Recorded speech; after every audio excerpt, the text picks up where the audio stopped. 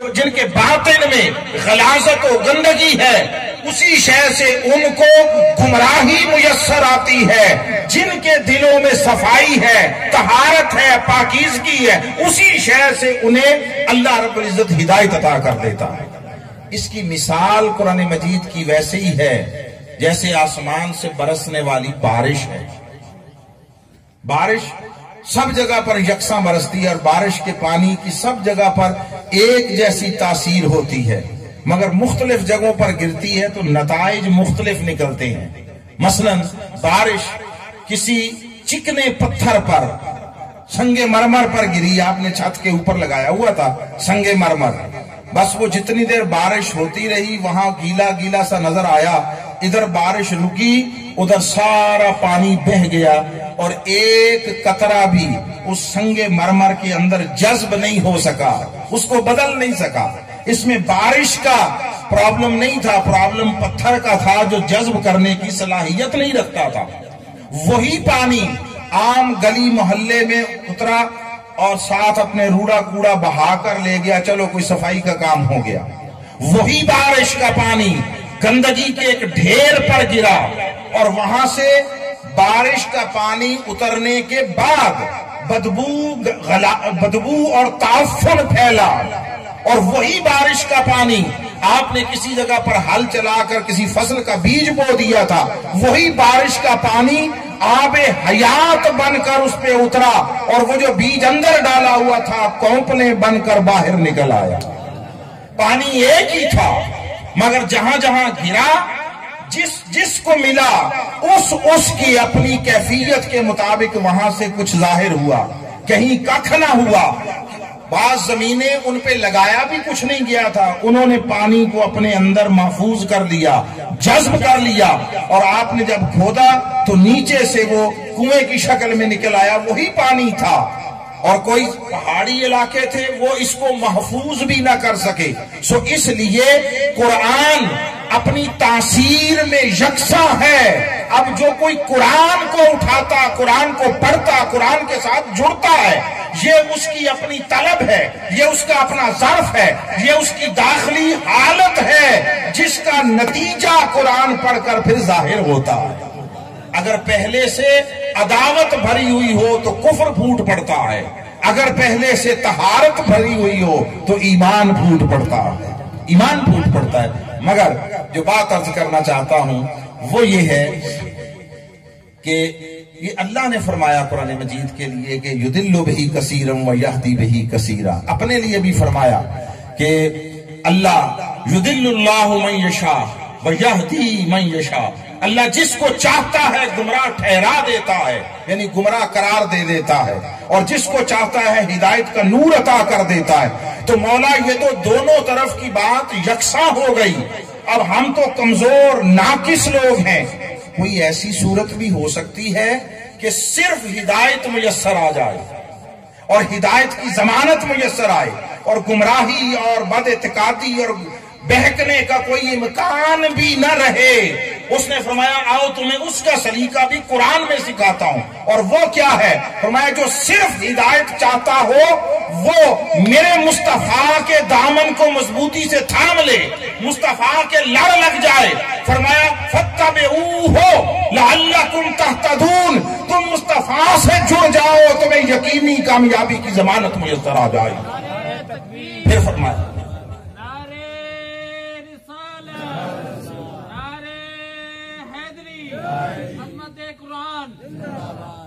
فرمایا انک لتہدی الی صراط مستقیم، حبیب بے شک آپ کو اللہ نے بھیجا اس لیے ہے کہ صراط مستقیم کی طرف رہنمائی کرے. صراط مستقیم کی طرف رہنمائی، اس کی معرفت، اس پر چلنے کی توفیق نصیب ہونا اور ہدایت کی یقینی ضمانت میسر آنا، یہ دامن مصطفیٰ سے وابستگی کا یقینی نتیجہ ہے، یہ حضور کی چوکھٹ کی خیرات ہے. اس لیے فرمایا من یطع الرسول فقط اطاع اللہ، جو اس رسول کی اطاعت کرتا ہے اس نے اللہ کی اطاعت کر لی. اطاعت رسالت معاف کے بعد اللہ کی اطاعت الگ کسی شے کا نام نہیں ہے. جو اطاعت رسول ہے وہی اطاعت خدا ہے، وہی اللہ سے تعلق کی صورت ہے. سو جب یہ دونوں چیزیں ہیں، اور یاد رکھیے رکھنی اکٹھی ہیں، اب اس میں ترتیب یہ ہے، زمانے کے اعتبار سے ترتیب یہ ہے، پہلے حضور کے ساتھ تعلق جوڑو، پھر جب حضور کے ساتھ جڑ کر قرآن کی طرف رجوع کرو گے تو گمراہی، بد اعتقادی، بھٹکنے کا ہر امکان معدوم ہو جائے گا، صرف ہدایت کا نور میسر آئے گا۔ اب دونوں کے ساتھ تعلق کیسا ہو وہ سمجھ لیں، اور وہ یہ ہے، حضور کے ساتھ تعلق رکھو عشق پر مبنی۔ کیا یہ وہ باٹم لائن ہے، یہ وہ بنیادی جملہ ہے جو میں گوش گزار کرنا چاہتا ہوں آج کی گفتگو۔ سارا بھول جائے، ساری تقریر کس کو یاد رہتی ہے؟ یہاں سے اٹھ کر جائیں، کہنے والے کو خود پتہ نہیں یاد رہے گی یا نہیں رہے گی، دوسروں کا کیا کہنا۔ جو بات ایک جملہ ہے، ایک جملہ ہو سکے تو محفوظ کر رکھیے گا کہ حضور سے تعلق عشق والا رکھیں، قرآن سے تعلق عقل والا رکھیں۔ حضور کے ساتھ جو تعلق ہے وہ عشق پر مبنی ہو، اور قرآن کے ساتھ تعلق عقل پر مبنی ہو۔ جب یہ دونوں چیزیں جڑ جائیں، عشق و عقل، اس سے دنیا و آخرت کی کامیابی کی ضمانت میسر آتی ہے۔ اللہ رب العزت نے قرآن کے لیے جا بجا فرمایا، مثلا افلا یتدبرون القرآن، یہ لوگ قرآن میں تدبر نہیں کرتے، سوچ بچار نہیں کرتے، غور و فکر نہیں کرتے۔ یہ غور و فکر کرنا، سوچ بچار کرنا، یہ عقل کا شیوا ہے، عشق کا شیوا نہیں ہے۔ عشق کا اپنا مزاج ہے، سو فرمایا قرآن پر غور و فکر کرو۔ ام علی قلوب اقفالھا، کیوں نہیں غور و فکر کرتے؟ کیا دلوں پر تالے پڑے ہوئے ہیں؟ ان ھذا القرآن یہدی للتی ہی اقوم، یہ قرآن جو ہدایت دیتا ہے وہ سب سے مضبوط ہے، سب سے پختہ ہے، سب سے اعلیٰ اور سب سے سیدھی راہ کی ہدایت دیتا ہے، مگر اس کے لیے سوچ بچار، عقل و شعور، تدبر، غور و فکر۔ اللہ نے قرآن مجید میں جاب جا فرمایا فلا تعقلون، تم عقل سے کام نہیں لیتے، غور و فکر نہیں کرتے۔ وہ لوگ جن کو اللہ رب العزت نے شعور عطا کیا ہے، شعور عطا کیا ہے، ان کا معاملہ یہ ہے، یتفکرون فی خلق السماوات والارض، وہ آسمانوں اور زمین کی تخلیق پر غور و فکر کرتے ہیں، اور جب وہ دیکھتے ہیں ہر شے کتنے حسن نظم کے ساتھ بنائی گئی اور چلائی جا رہی ہے، تو وہ پکار اٹھتے ہیں ربنا ما خلقت ھذا باطلا، تو نے کوئی ایک ذرہ بھی اس کائنات میں عبث اور فضول پیدا نہیں فرمایا۔ میں ایک چھوٹی سی بات شیئر کر لوں آپ لوگوں کے ساتھ کہ بہت عرصہ پہلے چائنا میں ان کے جو انقلابی لیڈر تھے ماؤ زے تونگ، انہوں نے کہا کہ میں اپنے ملک سے 4 چیزوں کا خاتمہ چاہتا ہوں۔ خاتمہ، وہ 4 چیزیں کیا تھیں؟ وہ مکھی، مچھر، چوہے اور چڑیا، ان 4 چیزوں کا اس نے کہا خاتمہ چاہتا ہوں۔ اور کیوں خاتمہ چاہتا ہوں؟ مکھی مچھر بیماری پھیلاتے ہیں، میری قوم جو ہے وہ تکلیف میں مبتلا ہوتی ہے، ان کا خاتمہ کر دوں۔ چوہوں کا خاتمہ کہ یہ بھی نقصان پہنچاتے ہیں۔ انہوں نے پوچھا چڑیاں، انہوں نے کہا چڑیاں فصلوں سے دانے اٹھا کے لے جاتی ہیں، کھا جاتی ہیں، میں اپنی قوم کا ایک دانہ بھی کسی کو کھانے نہیں دوں گا۔ یہ ہوا۔ مکھی مچھر نہ ختم ہو سکے، وہ تو ہر روز پیدا ہوتے رہتے ہیں، جہاں ذرا سا پانی بھی کھڑا ہوا۔ چوہے زمین کے اندر رہتے ہیں، ان کے بھی مکمل خاتمے کی نہ کوئی صورت ہو سکتی ہے، نہ ضمانت دی جا سکتی ہے۔ پیچھے رہ گئی بیچاری چڑیاں، انہوں نے چن چن کر چڑیوں کا خاتمہ کر دیا، چن چن کر۔ اور آپ حیران ہوں گے، شاید 2 سال بھی نہیں گزرے تھے کہ انہیں دوسرے ملکوں سے لاکھوں چڑیاں درآمد کرنا پڑی۔ اور وہ کیوں درآمد کرنا پڑی؟ منگوانی پڑی۔ 10 لاکھ سے زیادہ چڑیاں وہ دوسرے ملکوں سے منگوا کر ان کی پھر جو ہے وہ دوبارہ ان کی نسل شروع کی گئی۔ کیوں؟ اس لیے کہ ٹڈی دل کا حملہ ہوا، اور اس کے نتیجے میں وہ ظاہر ہے ٹڈی جب آتی ہے تو وہ فصلیں نہیں چھوڑتی، تو جب اس پر بات ہوئی، بیٹھ کر غور و فکر کیا، تو پتہ چلا قدرت نے نظام میں توازن رکھا ہے، اس کے حسن انتظام کا اعلیٰ نمونہ ہے، ہر شے کو اس نے بامقصد بنایا ہے۔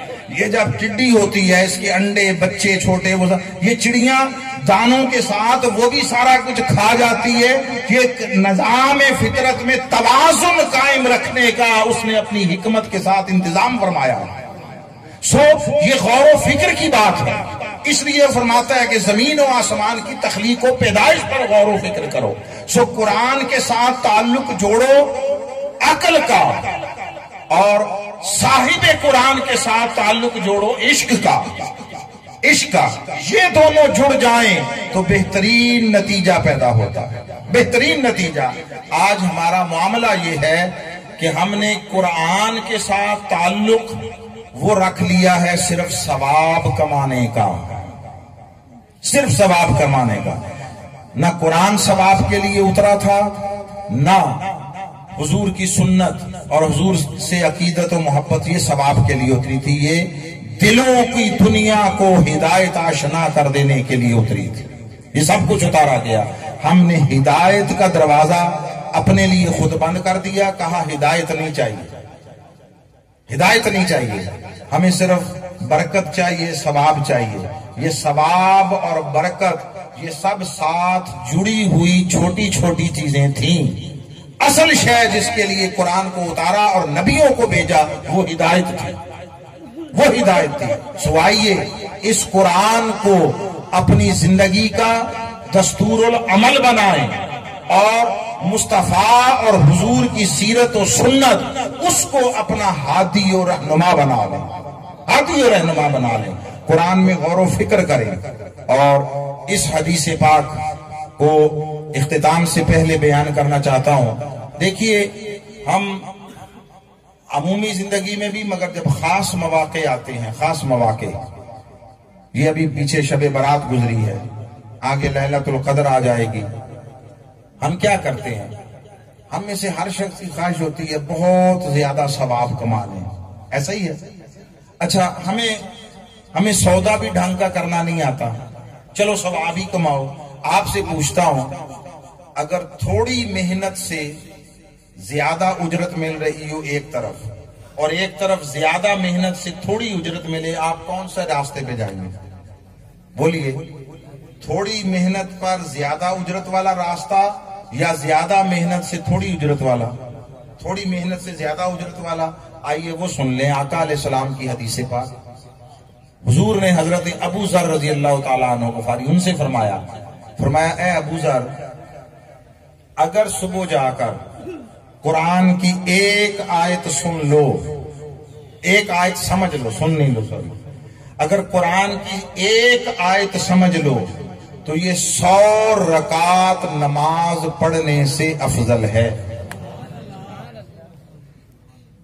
یہ آقا علیہ السلام، آپ کے پاس اگر عرفان القرآن ہو تو اس کے آخر میں فضیلت قرآن اور اس کے حوالے سے جو 20-25 احادیث دی ہوئی ہیں ان میں لکھی ہوئی ہے، اس کا ریفرنس سارا حوالہ وہاں سے تک لیں۔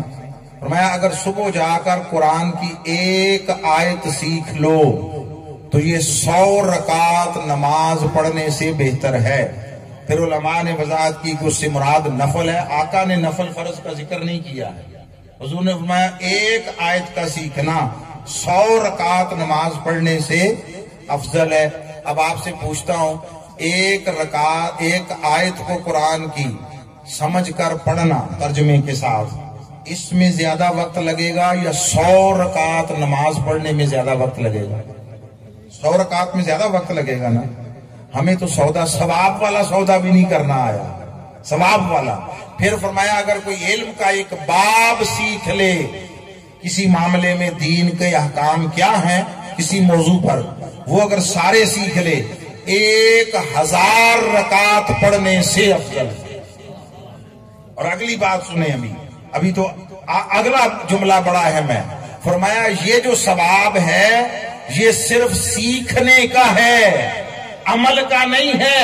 فرمایا عمل کرنا یا نہ کرنا جدا بات ہے، صرف جو سیکھے گا اس پر اتنے ثواب کے دروازے کھل جائیں گے۔ اور جو عمل کرے گا، جو عمل کرے گا اس کے لیے عمل کا اجر پھر جدا ہے۔ آج ہماری بدقسمتی یہ ہے کہ ہم نے قرآن کو سمجھنا چھوڑ دیا۔ میں نے اپنی زندگی میں سینکڑوں نہیں ہزاروں افراد پر مشتمل ایک سروے کیا، اس لیے کہ میرے کالج لائف میں ابتدائی جو انٹرمیڈیٹ تک اور گریجویشن تک جو ہے میرے سبجیکٹ وہ اکنامکس اور پہلے اسٹیٹ میتھ تھے، یہ ان سبجیکٹس کا پڑھنے کا نتیجہ میں نے ہزاروں افراد پر مشتمل سروے کیا، ایک ہی سوال، صرف ایک سوال، اور کوئی میٹرک سے کم تعلیم یافتہ نہیں دیا تاکہ کوئی یہ نہ کہے ان پڑھ تھا۔ میٹرک اور اس سے زیادہ تعلیم یافتہ ہزاروں افراد پر مشتمل ایک ہی سوال پوچھا، اور مجھے کسی ایک شخص نے اس کا جواب ہاں میں نہیں دیا تھا۔ اور وہ سوال کیا تھا؟ زندگی میں کبھی ایک بار قرآن کو ترجمے کے ساتھ سمجھ کر تسلسل سے پڑھا؟ ہمارے پاس تمام علوم پڑھنے کے لیے وقت بھی ہے، صلاحیت بھی ہے اور وسائل بھی نہیں ہے، تو قرآن کو پڑھنے کے لیے اور سمجھنے کے لیے نہیں ہے۔ یہ میں آپ کو اپنے دل کا دکھڑا سنا رہا ہوں۔ قرآن اس کو ہم نے الماریوں میں بند کر کے رکھ دیا۔ پہلے کوئی حصول ثواب کے لیے بھی پڑھتے تھے، اب حصول ثواب کا پڑھنا بھی نہیں رہا، اب صرف مردوں کے ایصال ثواب کے لیے رکھ چھوڑا۔ کوئی مر جائے تو اس کو بخشنے کے لیے، بخشوانے کے لیے۔ اور علامہ اقبال نے فارسی میں کوئی کلام کہا، اس کا مفہوم یہ ہے کہ یہ قرآن اس لیے رکھ لیا ہے کہ کسی کی جان پھنسی ہوئی ہو، اڑی ہوئی ہو، نکلتی نہ ہو، تو اس پر قرآن پڑھو، سورہ یاسین پڑھو، تاکہ اس کے جسم سے جان نکلے۔ ارے قرآن جان نکالنے کے لیے نہیں آیا تھا، یہ جان ڈالنے کے لیے آیا تھا۔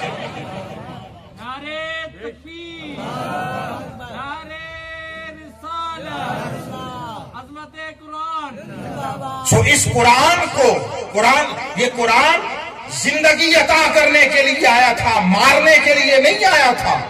یہ زندوں کا دستور منشور تھا، ہم نے مردوں کا دستور بنا دیا۔ اس قرآن کو کھولیے، قرآن آپ کے دل و دماغ کے دروازے کھول دیتا ہے، مگر لازم ہے کہ پہلے قرآن کو کھولا جائے۔ اور آخری بات جو عرض کرنا چاہتا ہوں، دیکھیے یہ فون کم و بیش ہر شخص کے پاس ہے، ہر شخص کے پاس۔ اس میں کوئی میسج اگر آتا ہے، میسج، تو آپ کیا کرتے ہیں فوری طور پر؟ اس میں آ جاتی ہے نا آواز، کسی کا میسج آیا تو آپ کیا کرتے ہیں؟ کھول کر دیکھتے ہیں یا نہیں دیکھتے؟ اچھا، آپ نے کھولا، کسی بڑی محترم ہستی کا، شخصیت کا میسج آیا تھا، آپ کے والد گرامی کا، استاد محترم کا، شیخ اور پیر و مرشد کا نام آپ نے سیو کیا ہوا۔ آپ کو پتا چلا میرے شیخ کا میسج آ گیا، والد گرامی کا میسج آ گیا، آپ اس کو کھول کر پھر آگے پڑھتے ہیں یا چوم کر رکھ دیتے ہیں؟ بولیے، پڑھتے ہیں نا؟ ابا جان کا میسج آ گیا، آپ نے پڑھا، استاد محترم کا میسج آیا، آپ نے فوراً پڑھا، شیخ کا میسج آ گیا، آپ نے فوراً پڑھا۔ یہ جو قرآن ہے، قرآن یہ اللہ کے پیغامات ہیں، یہ اللہ کے میسیجز ہیں جو اس نے آپ کی طرف بھیجے۔ اس کو پڑھنے کا شوق کیوں نہیں ہوتا؟ اور یہ جو فون پر میسج آتے ہیں، یہ ان کمپنیوں کے ذریعے آ جاتے ہیں، جیز والوں نے کے ذریعے آ گیا، زون کے ذریعے آ گیا، یو کے ذریعے آ گیا۔ جو اللہ نے اپنے میسیجز بھیجے ہیں وہ اس نے اپنے محبوب رسول کے ذریعے بھیجے ہیں۔ میسیجز خدا کے ہیں، لے کر آنے اور پہنچانے والا اس کا محبوب ہے، اور اس کے ساتھ ہمارا طرز عمل یہ ہے کہ ہم مہینوں قرآن کو نہیں کھولتے۔ ہم بعض گھروں میں جاتے ہیں، لوگ بٹھاتے ہیں ہمیں، ہم قرآن مانگتے ہیں، اور یا تو وہ اس وقت جھاڑ رہے ہوتے ہیں یا ہم دیکھیں اٹھائیں تو جو سب سے زیادہ گرد جس شے پر گھر میں ہوتی ہے وہ قرآن ہوتا ہے، اس پر گرد و غبار، مٹی پڑی ہوئی ہے۔ جب ہمارے گھروں میں موجود قرآن کو کبھی اٹھا کر نہ دیکھنے اور پڑھنے کی بنا پر اس کے اوپر مٹی جمی ہوئی ہے تو دلوں پر تالے نہیں لگیں گے؟ آؤ دلوں کے تالے کھولنے کے لیے اور دلوں کو ہدایت آشنا کرنے کے لیے اور اپنی زندگی کو انقلاب آشنا کرنے کے لیے دو کام کریں. قرآن کو کھول کر پڑھنا شروع کریں اور حضور کے ساتھ اپنے عشق کے تعلق کو مضبوط کریں. آقا علیہ السلام کا ذکر کریں گھر میں، اپنے بچوں کو حضور کی سیرت پڑھائیں، آقا علیہ السلام کا اسوہ حسنہ پڑھائیں اور حضور علیہ السلام کی شخصیت، آقا کی ذات اقدس، اس کو اپنے گھروں میں تذکرہ کرنا معمول بنا لیں. پھر آپ دیکھیں کہ قرآن کی برکتوں کے چشمے جاری ہوں گے. مظفر وارسی مرحوم اور اختر رضا خان صاحب بریلوی علامہ، ان کے ایک شعر پر ختم کر رہا ہوں. یہ حضور کی بارگاہ کے لیے ہے. انہوں نے مظفر وارسی نے کہا حضور کی بارگاہ کے لیے کہ جب ان کی یادوں کا آئے ریلا سمجھتے ہیں نا، جیسے پانی بہت زیادہ شکل آتا ہے موجوں کی، جب ان کی یادوں کا آئے ریلا لگے ہرے گنبدوں کا میلہ، میں اپنی ہی تنہائیوں میں ہجوم بن کر پھروں اکیلا. حضور کی یادوں میں مست رہنا سیکھیں، حضور کے عشق میں ڈوبنا سیکھیں. اور اختر رضا خان صاحب بریلوی علیہ رحمت، انہوں نے فرمایا تھا کہ دل میں ہو یاد تیری گوشائے تنہائی ہو، پھر تو خلوت میں بھی عجب انجمن آرائی ہو. حضور سے محبت کریں، حضور سے عشق کرے اور قرآن پر غور و فکر کرے، تدبر کرے، تاکہ ہماری دنیا بھی سنورے اور ہماری آخرت بھی سنور جائے. اللہ رب العزت ہم سب کے حال پہ لطف و کرم فرمائے. ان مدارس کو، ان مراکز کو اللہ آباد رکھے، اور یہاں جو لوگ تعلیم حاصل کر رہے ہیں قرآن مجید کی اور جو تعلیم دے رہے ہیں، اللہ ان سب